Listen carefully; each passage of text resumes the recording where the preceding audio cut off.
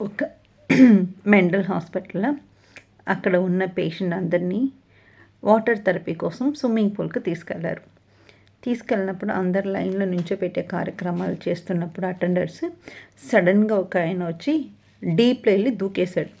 దీన్ని చూసిన ఒక పిచ్చావిడ కబప దూకి ఆయన్ని రెస్క్యూ చేసినప్పుడు అక్కడ ఉన్న డాక్టర్ గమనించి, ఓహో, ఈవిడకి రెస్క్యూ చేసుకోవాల్సిన తెలివితేటలు కూడా వచ్చింది. సో గుడ్ థాట్స్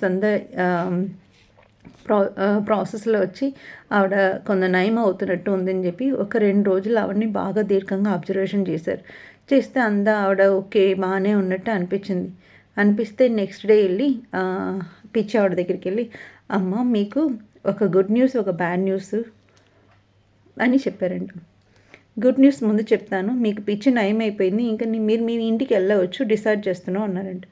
ఓకే, మరి సెకండ్ బ్యాడ్ న్యూస్ ఏంటండి, మీరు 2 రోజుల క్రితం కాపాడినాడు ఇవాళ ఊరి వేసుకుని చచ్చిపోయాడు అన్నట.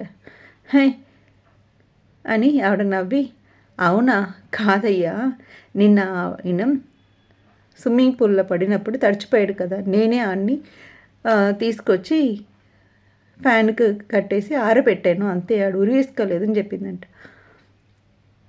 సో ఇప్పుడు నేను ఇంటికి వెళ్ళవచ్చా అని అడిగిందంట. మారల్ ఆఫ్ ద స్టోరీ ఏంటంటే, don't two quick to judge anyone.